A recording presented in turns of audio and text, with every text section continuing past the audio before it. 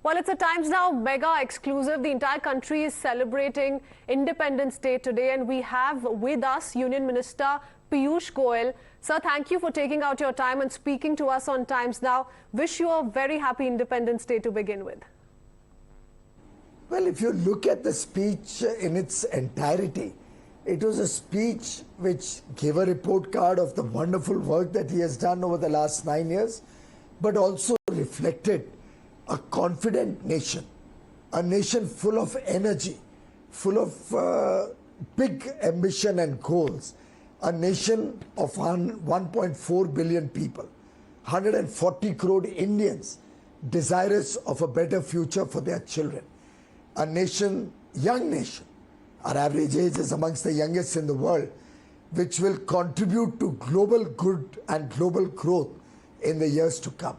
And I think Prime Minister Narendra Modi only laid down the future as he sees it. He only laid down the pathway to make India a developed nation. It is clearly next year is going to be an election year. 2024 will be going to the polls, and the people will be assessing the good work that the Prime Minister has done.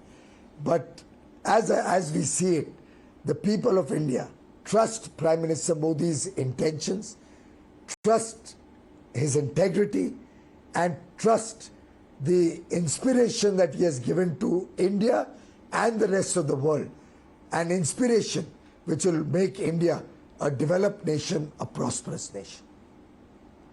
Well, we're talking about the Prime Minister's Red Fort speech, and the speech, of course, was quite high on political content. But Mr. Goyal, I speak specifically about the Prime Minister using the word Rakshasas to describe corruption. Wasn't that clearly an attempt to hit back at the Congress for their comments yesterday, where one of their senior leaders used the same expression to describe BJP voters and supporters?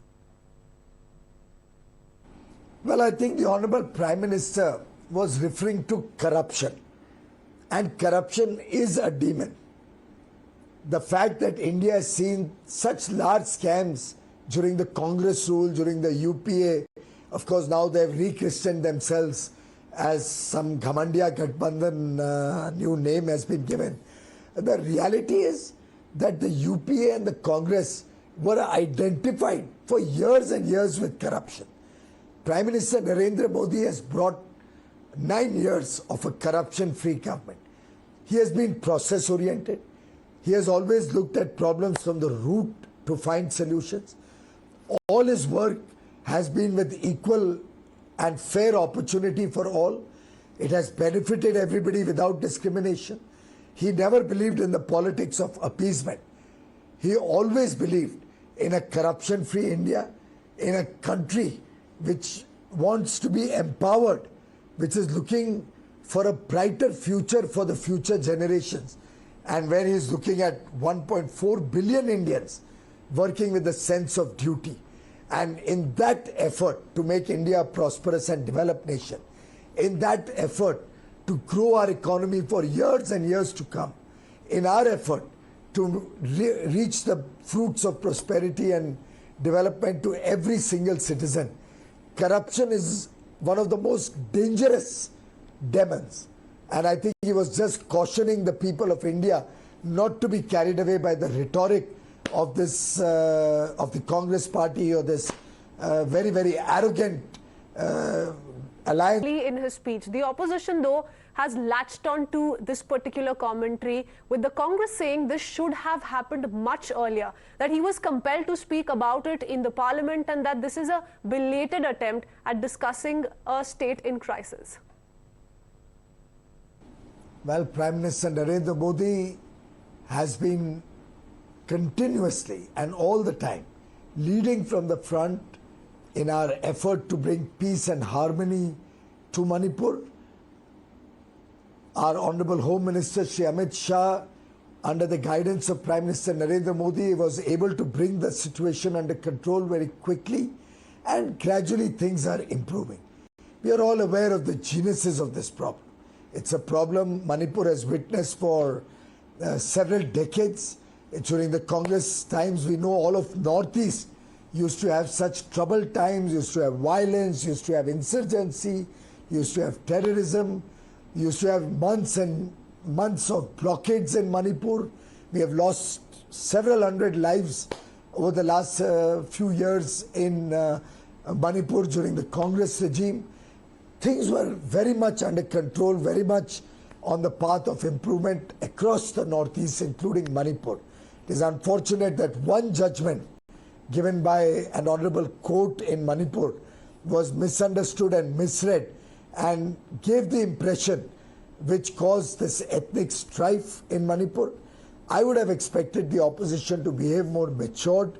They have been in government for so many years. One would have expected more sensitivity from the Congress and their friends. Sadly, it was not to be so. Prime Minister Narendra Modi has appealed to all sections in Manipur to maintain peace and harmony and has assured them of the full support both of the centre and the state to ensure their well-being, their prosperity and a better future for the people of Manipur. The Congress is sadly politicizing a very, very sensitive issue. Okay, well, the Prime Minister also said that the path for a solution will be found through peace in Manipur. But the demand on the part of the opposition is that given the scale and the magnitude of the violence that was witnessed in the state for the last 3 months, the Chief Minister's position in Manipur is no longer tenable, and that any corrective step which is being taken, it needs to include his sacking or his resignation. How would you respond to this charge? Well, I think this is how the Congress ran governments in India for so many years. We are aware of so many cases where the Congress would just indiscriminately remove governments at their whim and fancy. We are aware of many governments, many chief ministers, and a lot of instability and effort to destabilize state governments that the Congress was always recognized for. When the chief minister of the state is working day and night, when he is working with a great deal of empathy, he is working to resolve the problems that the state witnessed post the judgment of the court, which caused this unfortunate incident. When the chief minister is working along with the central government, the state government, both are working in tandem to bring peace and harmony. I think destabilizing the state government would be actually counterproductive. That is the Congress way of working, where tens and tens of governments used to be thrown out by the Congress. Article 356 used to be indiscriminately used by the Congress and their leaders. The Prime Minister Narendra Modi's government has not got a single instance when they have had to impose these kind of draconian measures. This is only reflective of the anti-democratic or the dictatorial thinking of the Congress and the Gandhi family. Well, Mr. Goyal, the Prime Minister also said, "Agle saal 15 August ko main phir wapas aunga." The Prime Minister struck a very confident note about your party's prospects in 2024, like he did in Parliament very recently when he talked about the opposition moving another no-confidence motion against NDA in 2028. What explains this confidence, if I may ask? Our track record explains this confidence. This comes out of the good work that has happened in the country for 9 years. This comes from the fact that we were able to offer a corruption-free government to the people of India. This stems from the fact that from a fragile 5 economy, which the Gandhi family and the Congress had left behind in 2014, one of the 5 weakest economies in the world, that is the recognition India had under the Congress rule. We are today the 5th largest economy in the world. Our macroeconomic parameters are all strong. Infrastructure is growing at a scorching pace. Fruits of development have reached the remotest corners of India without any discrimination. Everybody has benefited from this government. We have saved lakhs and lakhs of crores of leakage, corruption that used to happen under the Congress regime, when prime ministers would say out of every 100 rupees, 85 rupees are eaten up by corruption and middlemen. We have been able to disperse nearly 30 lakh crores to the people, to the deserving people, to the beneficiaries, straight into their bank account without a single rupee of leakage, without a single instance of corruption. We have been able to provide free homes to nearly 4 crore homes, families, making them Lakpatis. We have a plan to make 2 crore women Lakpati Didis. We have been able to take digital technology to every nook and corner and every home in the country. We have been able to take electricity to every home and every farm in the country. The Prime Minister's Pradhan Mantri Kisan Samman Yojana is a respect, is an honorarium that is given to the farmers, to the Annadatas out of respect, in which nearly 2.5 lakh crores has been dispersed to the small farmers, marginal farmers. We have been able to ensure price stability with the lowest inflation over the 9-year government period ever in the history of India. We have been able to provide fertilizers to our farmers at prices which were nearly 1/10 of international prices, with the government taking the entire burden of escalated prices on themselves. We have been able to provide 2.2 billion, 220 crore free COVID vaccines and upgrade our health infrastructure across the country. Today we are the world's 3rd largest startup ecosystem. I can go on and on for the rest of the evening, and I will not be able to complete the good work, the work for the welfare of the poor, the work to bring a corruption-free government to India, the work to create a strong macroeconomic foundation, to create strong programs on the strength of which the future of India is safe, is secure, and is golden. India will be a developed nation by 2047 when we all collect to celebrate 100 years of our independence. And that is the strong foundation that Prime Minister Modi has created, that gives us the confidence. And with great humility, I can tell you that Prime Minister Narendra Modi will be elected with an even bigger margin, with even more love and affection of the people of India. The NDA will come back into government with a larger majority than ever before and serve the people of India for years to come. While you've cited several reasons on where this confidence stems from, the opposition says he's going to be a spectator the next 15th August. The criticism also, Mr. Goyal, is that this could be hubris and complacency. We are not complaining that we cannot get up early and go for Independence Day program. The national president of the Congress party says that मैं इतनी सुबह उठ के लाल किले जाके time waste नहीं करना चाहता. It's an insult of 140 crore Indians. It's an insult of the armed forces that the grand old party, the so-called 100-year-old party, which is of course today left to a situation where they don't even have enough numbers to have a leader of the opposition in the Lok Sabha. That is hubris. That is arrogance. Prime Minister Narendra Modi relentlessly is working for the welfare of the people. I don't mind sharing with your viewers on your channel that after completing the celebrations at the Red Fort, Prime Minister Modi has gone back straight to work. I know this because my own secretary had a meeting with the Honorable Prime Minister today, soon after the Red Fort Independence Day celebration got over, and he was presenting to him another big achievement of the Honorable Prime Minister, which has got completed, which is nearing completion.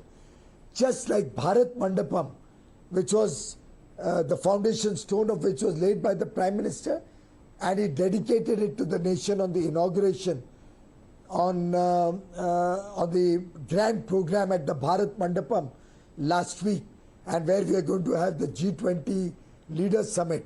Similarly, in September 2018, Prime Minister Modi had laid the foundation stone of the country's largest convention center and exhibition complex, which has come up in Dwarka. My secretary has gone to report to Prime Minister Modi the huge progress in that, despite COVID, despite all the constraints of working in difficult times. And it is ready to be dedicated to the nation, and we are hoping the Prime Minister will dedicate it next month, soon after he becomes free from G20. There is no hubris here. It is 24/7 service of the people of India that Prime Minister Modi has done for the last 50 years. 50 years of relentless service of the people of India, without a single day off, without a single holiday. प्रधानमंत्री जी का कण कण और क्षण क्षण देश को समर्पित है, देश के गरीबों को समर्पित है, देश के किसानों को समर्पित है, देश के युवाओं को समर्पित है, देश की महिलाओं को समर्पित है, देश के हर उस नागरिक को समर्पित है जिसने वर्षों वर्षों तक तकलीफें देखी हैं, देश के जो वंचित रहे, पीड़ित रहे, ऐसे उस हर वर्ग को समर्पित है। और मेरा मानना है कि 140 करोड़ देशवासियों का विश्वास जो आज प्रधानमंत्री मोदी जी के साथ है, वही हमें और ऊर्जा देता है, प्रधानमंत्री जी को और उत्साह देता है कि वो और काम करें। ह्यूब्रिस तो दूर दूर से भी प्रधानमंत्री जी को टच नहीं करता। दुर्भाग्य से जो नेता आज इस सेलिब्रेशन में भी भाग नहीं ले पाए, शायद वो कहाँ हैं, आपके चैनल ने उनको ढूंढ के निकालना चाहिए। कहाँ है बाकी गठबंधन के नेता, इस घमंडिया गठबंधन के नेता है, कहाँ सेलिब्रेट कर रहे हैं, कहाँ वो देश को एक नया उत्साह देने का काम कर रहे हैं। दुर्भाग्य ये है कि वो तो शायद अपने ऐठ में बैठे हैं। प्रधानमंत्री मोदी जी देश सेवा में छुटे हुए हैं। Okay. Well, Mr. Piyush Goyal, since you mentioned G20, let's talk about it. You've been spearheading arrangements. You've already had interactions with your counterparts from our partner countries. In fact, the Prime Minister talked about how the global South is looking towards India for leadership. What's the overarching message that India will be sending out to the countries on the G20 in 2 weeks from now? I think Prime Minister Narendra Modi articulated it extremely well when he used the word Vishwa Mitra, a friend of the world, a trusted partner of the world. And that is what reflects the India of 2023. India today, as the president of the G20, proposed Vasudhaiva Kutumbakam as our G20 theme. The world is one family. We look upon the world as a responsible global citizen. Look upon the world as our family. We are part of solutions to save the world from the crisis of climate change, crisis of war, from crisis of hunger and deprivation. India is an active participant of the global effort to meet the sustainable development goals. India has offered to the world our vision of one earth, one family, one future. And Prime Minister Narendra Modi embodies this visionary future, this ambition to make India find its rightful place in the Committee of Nations. The world is looking up to India with great hope. The people of India and the aspirations of the people of India, coupled with the trinity of our democracy, our young demography, and our diversity, will help India become the driver of economic growth in the world, will help India provide opportunities for the world, will help India become a world leader as we power the Indian economy, as we take the country forward on the fast track. We will drive the world's growth, the world's future. Well, since we're talking about India on the world map, sir, the overall thrust of our foreign policy and our trade policy has been the protection of our interests. You've talked about the RCEP, for instance, and how we opted out. We're also negotiating with FTAs with some partner countries, and you hope to see some of them fructify soon. So tell us a little bit more about it. Prime Minister Narendra Modi recognizes that we will have to work with the developed world. We'll have to expand our engagement, open our doors to trade and business and investment with developed countries so that we can benefit from investments, we can benefit from trade and business opportunities, we can benefit from greater technology, we can benefit from tourism, The people of India will get opportunities for work, new job and income opportunities, new work opportunities. Our startups and our youth will be able to come up with new ideas which they can use across the world. Our startups, and we already have nearly 1 lakh startups in India in a short span between 2016 and 23, only 7 years. We are the 3rd largest startup nation in the world. We are today providing goods and services to large parts of the world and are an integral part of resilient supply chains. In this situation, the world looks up to India and wants to expand their business with India. We are in discussion with several developed nations, with the United Kingdom, with Canada. We are in discussion with the 27-nation European Union. We are in discussion with the 4-nation bloc of EFTA, Switzerland, Norway, Liechtenstein and Iceland. We are in dialogue with the GCC countries, having concluded the UAE pact. I have at least 2 more GCC countries wanting to do a pact, but at the same time, the GCC is looking to engage with us to do an FTA. Israel, many countries of South Africa, of Latin America have been talking to India. India is an integral part of 2 quads, the quad with Japan, Australia, US and India, another quad with UAE, Israel, US and India. We are a part of the 14-nation Indo-Pacific Economic Framework. So we have several international engagements which show that the world wants to engage with India. The world trusts Prime Minister Modi and the fact that he is taking India to new heights of development, growth, prosperity. And therefore, the world is talking to India. We are talking to them, but we are talking to protect and encourage Indian interests, which is our primary focus. We engage with Indian industry, we engage with Indian business, we understand what they want to do with the rest of the world, what markets they are looking for, but we also ensure that our farmers' interests, the interests of our dairy, the interests of our MSME is protected. So it's a two-way traffic and a win-win solution that we are working for with all these different trading blocs and countries. And I can assure you, just like the UAE and Australia free trade agreements were wholesomely welcomed by the people and businesses at large, our future FTAs will also be welcomed and will give new opportunities and will give new wings to India's development journey. Well, most certainly. In fact, last few years, we've seen how several global powers have been all praises for India. Mr. Piyush Goyal, coming back to politics, this was a heated parliamentary session. Tell us about how you look back at it. The opposition moved a breach of privilege motion against you, claiming you allegedly called them traitors. In fact, this was in the context of the NewsClick controversy. They've asked you to withdraw your remarks. Do you stand by them, sir? First of all, I also checked the records of Parliament, and the Honourable Chairman also checked the records of Parliament. They are all in public domain on the website. I never said that word. I never used the word traitor. I never used the word Deshtrohi, which Jairam Ramesh, Honourable MP, has alleged. It is so sad, sitting in Parliament, because they are disturbing Parliament so much, they are not even able to follow the proceedings of Parliament. And then they make false allegations.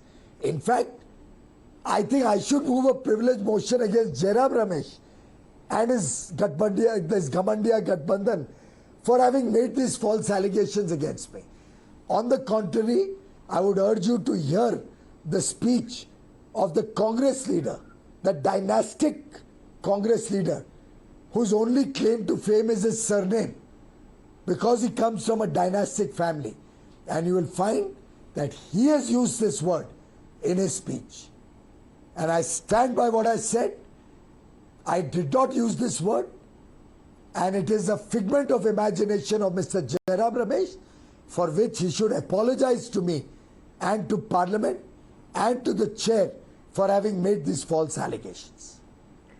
Well, thank you, Mr. Piyush Goyal, for sharing your perspective with us. That's Honorable Minister Piyush Goyal taking out his time here on Times Now and sharing all of his views on the ongoing developments. Thank you, sir, for speaking to us on Times Now, and wish you a happy Independence Day once again. With that, a short break.